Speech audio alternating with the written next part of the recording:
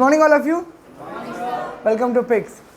जैसा कि आप सब जानते हैं कि हम आज के इस टॉपिक में ओएस को डिफाइन करने वाले हैं। ओएस पढ़ रहे हैं हम लोग, और ओएस में आज हम लोग फिगर वाइज देखेंगे कि हमारा फिगर हमें क्या बताता है, क्या समझाने की कोशिश करता है। चलिए एक बार देखते हैं।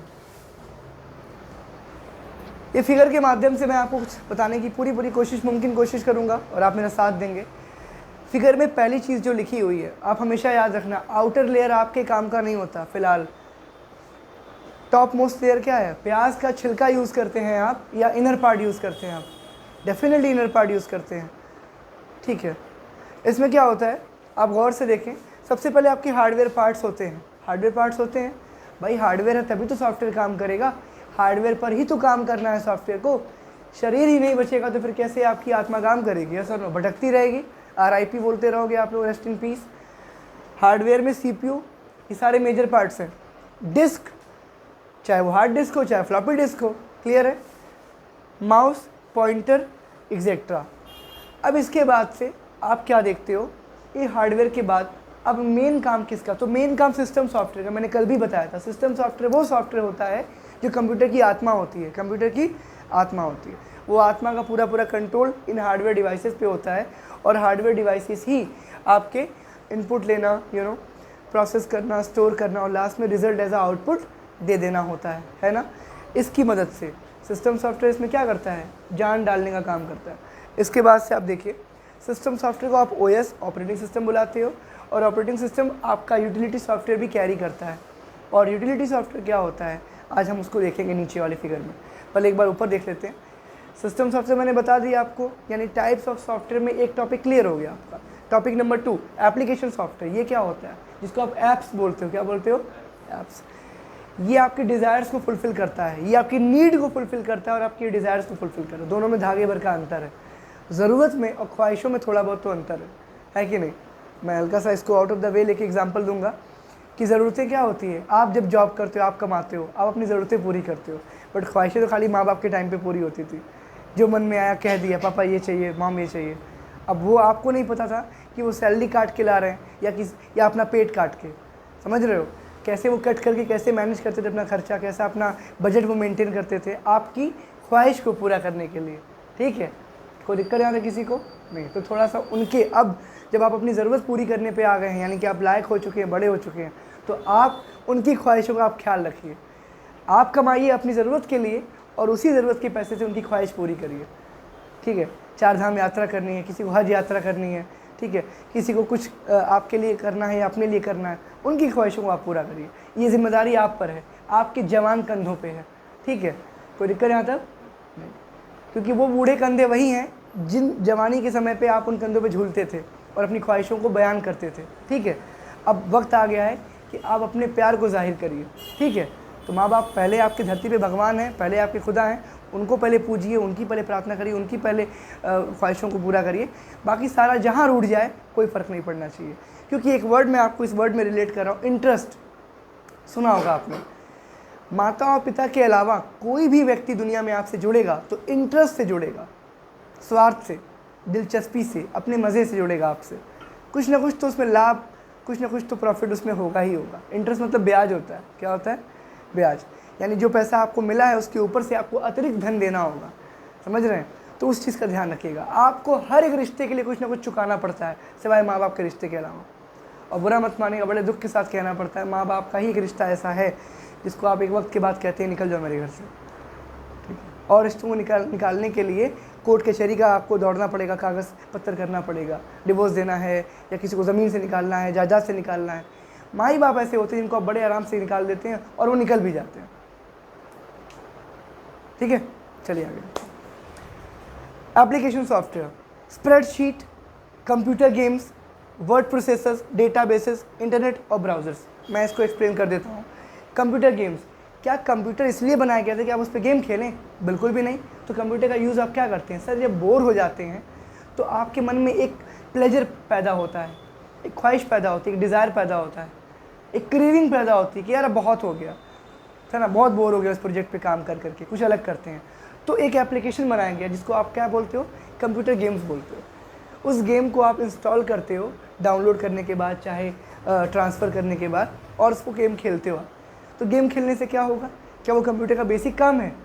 क्या उसका नीड है? नहीं सर, वो आपका एक एप्लीकेशन है और आपका वो डिज़ायर है जिसको वो पूरा कर रहा है। Yes sir, no? ठीक। फिर आता है स्प्रेडशीट। ये क्या है? स्प्रेडशीट को आप एक्सेल बोलते हो। क्या बोलते हो? एक्सेल। अभी एक्सेल क्या होता है? आप रो और कॉलम के कॉम्बिनेशन से बने हुए एक बॉक्स पे आप क्या करते हो?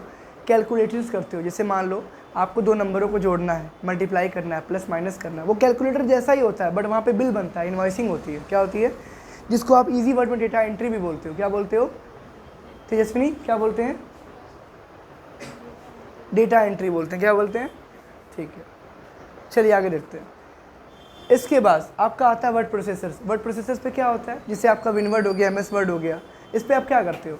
सर इस पर हम logo, graphics, photo, image, text, book type करना, एप्लीकेशन लिखना, लेटर लिखना, है ना, स्कूल का फॉर्मेट डिज़ाइन करना, इसके बाद से मान लीजिए हमको कोई ऐसे टाइप करना हो गया, कोई बुक टाइप करनी हो गई, पब्लिश करनी हो गई, ये सारे काम हम किस पे करते हैं? वर्ड प्रोसेसिंग सॉफ्टवेयर पे करते हैं, बिकॉज इसके नाम में ही काम छिपा हुआ है। जो वर्ड को प्रोसेस करा दे वही वर्ड प्रोसेसिंग होता है। Am I clear? आगे देखिए, डेटाबेसेस। आपके डेटा को मैनेज करने वाला ऑनलाइन सर्वर्स पे बहुत बड़े बड़े ऐसे सॉफ्टवेयर होते हैं जो डेटाबेस मैनेजमेंट करते हैं, जिसको हम DBMS और ओरेकल के नाम से जानते हैं। बहुत वर्ल्ड क्लास सॉफ्टवेयर हैं, नाम नोट कर लीजिएगा। ओरेकल और DBMS, कॉपी लेके बैठे सब लोग। ओरेकल की स्पेलिंग नोट कर लीजिए, ORACLE।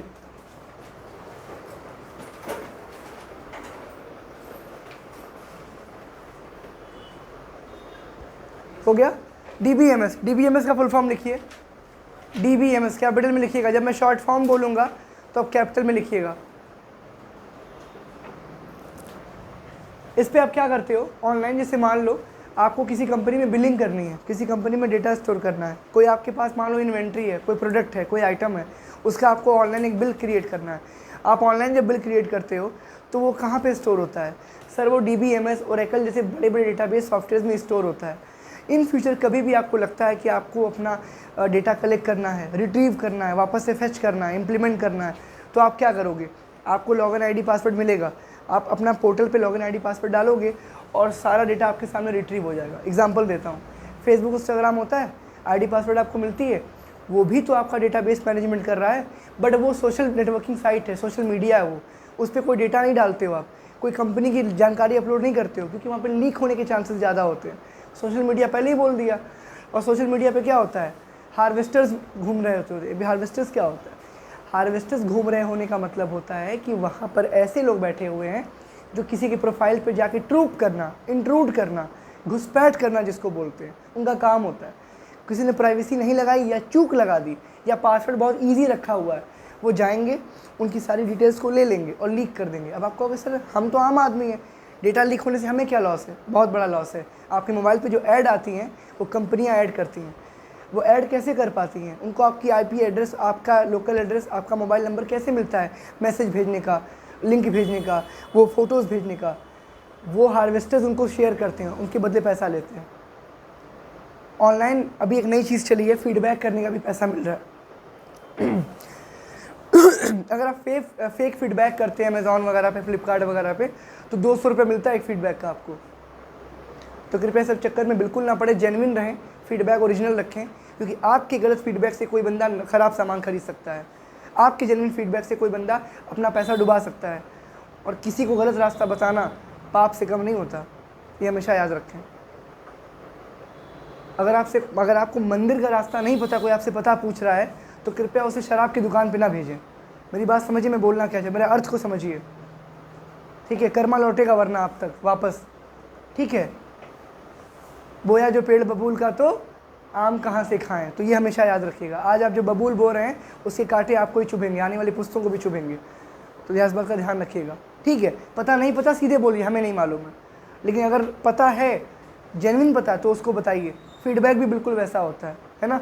कंपनी आपको पैसा दे दी है, बुरा मत मानिएगा। बहुत सारे बॉलीवुड एक्टर्स को देखिए, है ना, पान मसाले का ऐड करते हैं। वो क्या वो खाते हैं? वो खुद स्वयं खाते हैं? वो नहीं। माउथ कैंसर है, गॉइटर है, बहुत सारी बीमारियां हो जाती हैं, यस और नो? तो वो होती है आम आदमी को, उनको होती हैं क्या? क्योंकि वो लेते ही नहीं हैं, उसका वो यूज़ करते ही नहीं हैं। तो इस बात का आप ध्यान रखिएगा। आगे देखिए, अब आता है आपका इंटरनेट ब्राउज़र। इंटरनेट क्या होता है? कोशिश करिएगा समझने की। एक ऐसा संयंत्र है जो लोकल लैंड्स ऑफ लैंड से मिलके वैन बना हुआ है। अरे लैंड और वैन क्या होता है बताता हूँ। कोचिंग में आप सब अगल बगल बैठे हुए हैं, तो लोकल एरिया नेटवर्क बना हुआ है, एक दूसरे से कनेक्ट कर पा रहे हैं आप लोग, एक दूसरे की भाषा इंटरचेंज कर पा रहे हैं आप लोग। यही 2 क्लासरूम के बच्चे घर से व्हाट्सएप पे चैट कर रहे हैं, कॉल पे बात कर रहे हैं, सर ने क्या पढ़ाया आज बताओ मुझे, ये क्या हो रहा है। अब ये मैन हो गया मेट्रोपॉलिटन एरिया नेटवर्क, यानी एक शहर यानी 100 किलोमीटर का दायरा। मान लीजिए यहाँ से तेजस्विनी मान लीजिए आजमगढ़ चली गई, आजमगढ़ 100 किलोमीटर यहाँ से है, वहाँ से वो चैट कर रही है कि सर ने आज क्या पढ़ाया। तो वो जो कॉन्वर्जेशन हो रही है 100 किलोमीटर के रेंज में हो रही है कि नहीं हो रही है।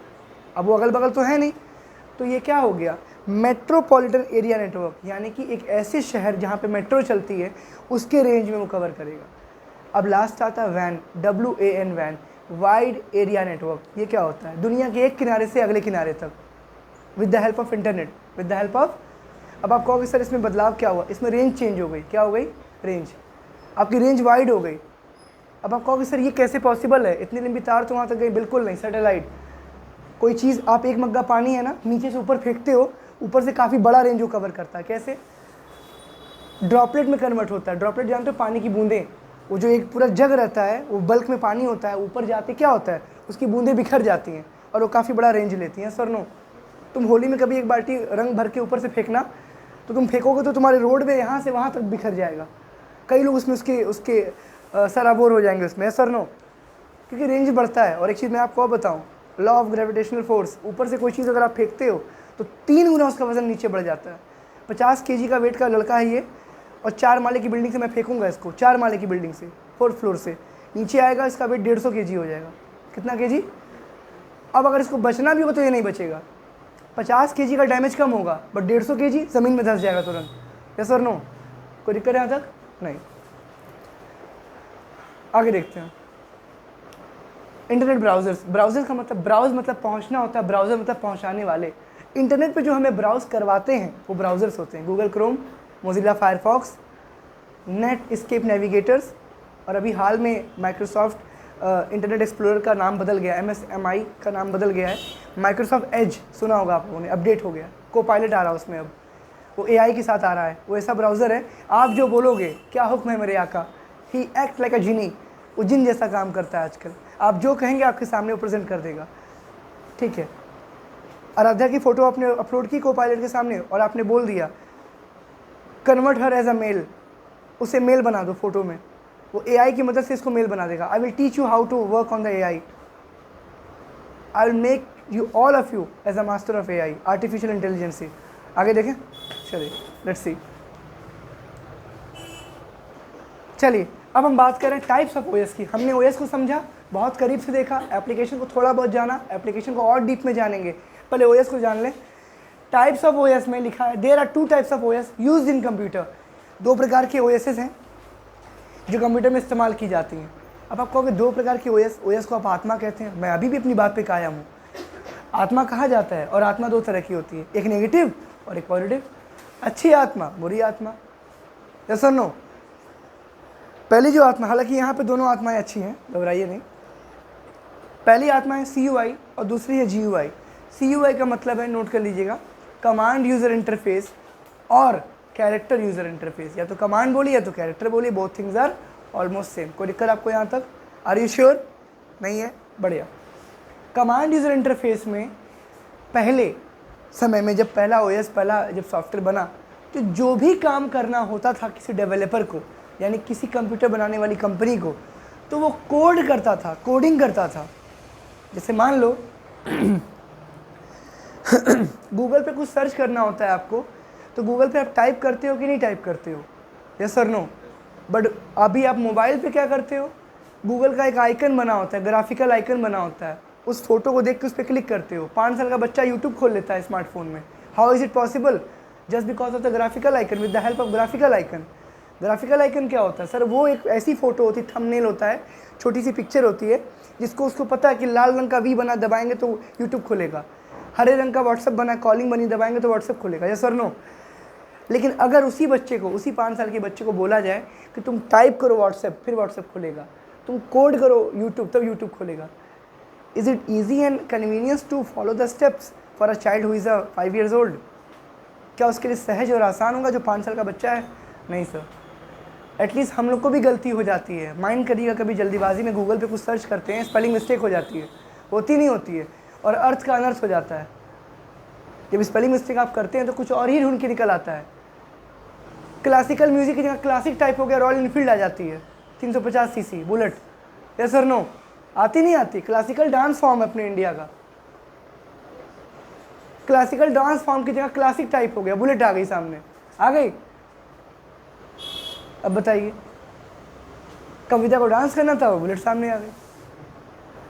तो इसका क्या मतलब है? इसका एक सिंपल सा मतलब है, मैं बता दूं आपको, कि शब्दों की दुनिया है, अर्थ पे जाएंगे तो अनर्थ हो जाएगा। गौर से काम करें, आंखें खोल के काम करें, और यही काम करता है डेवलपर। माइक्रोसॉफ्ट कंपनी द्वारा बनाया गया पहला ओएस जिसका नाम था MS DOS। क्या नाम था बेटा? नोट कर लीजिएगा, MS DOS। उसका फुल फॉर्म है माइक्रोसॉफ्ट डिस्क ऑपरेटिंग सिस्टम। क्या नाम था?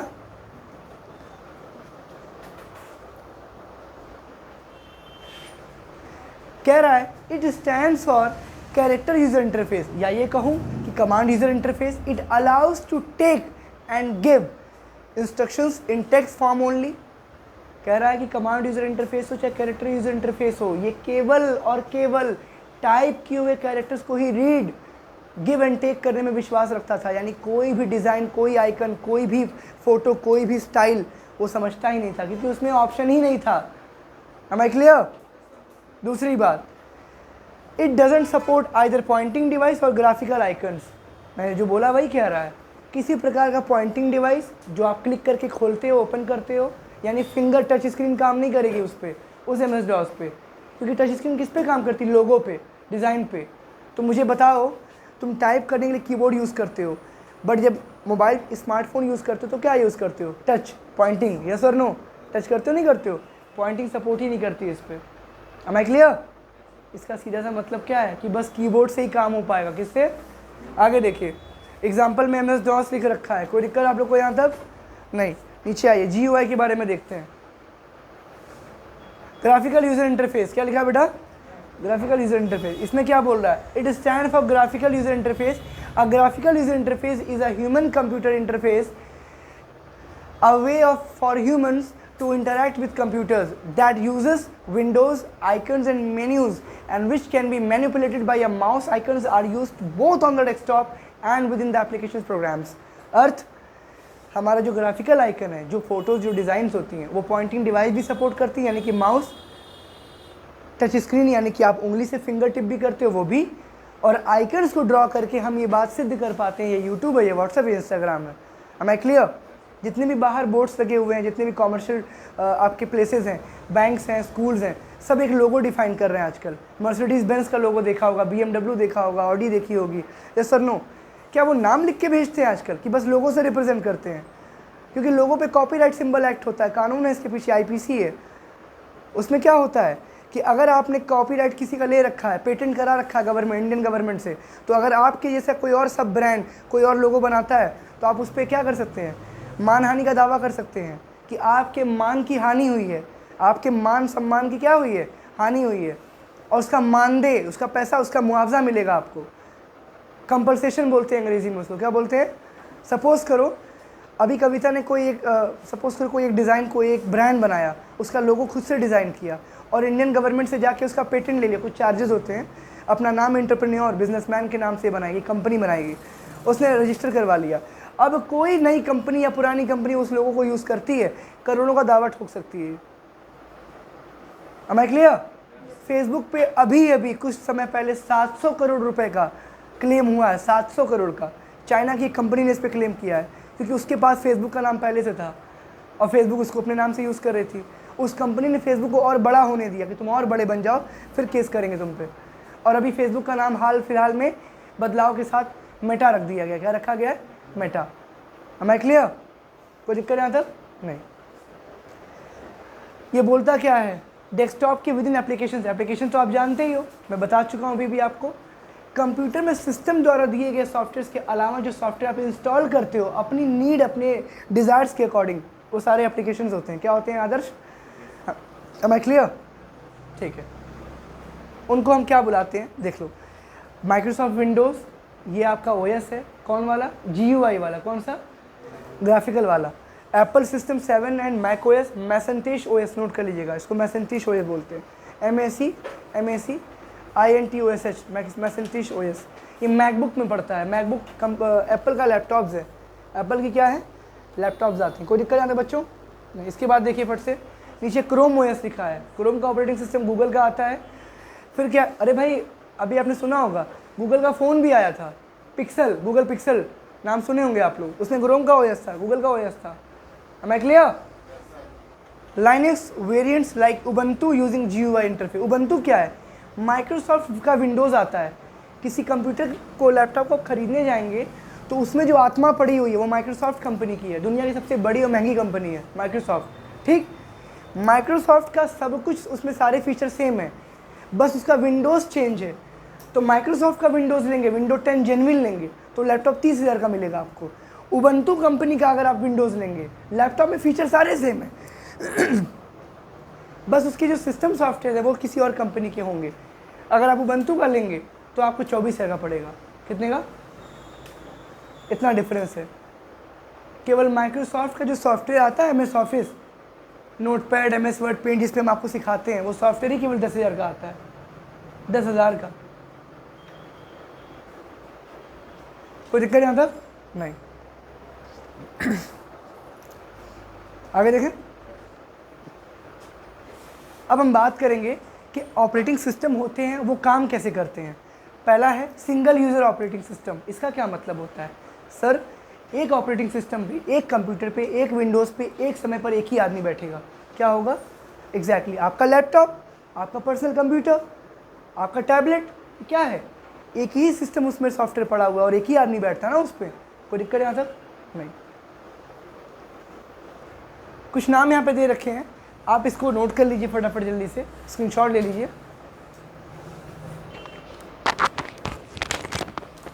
ठीक है, आज हमने सिंगल ओएस देखा, सिंगल ओएस के बारे में हमने जाना, नोट किया। आज के लिए बस इतना ही, बाकी हम लोग कल देखेंगे, थोड़ा पढ़ेंगे, ज़्यादा सीखेंगे और बेहतर करेंगे, उसके बाद हम ज़्यादा आगे बढ़ पाएंगे। तो आज के लिए बस इतना काफ़ी है। Thanks to my YouTube family and my dear students. Have a good day. Most welcome.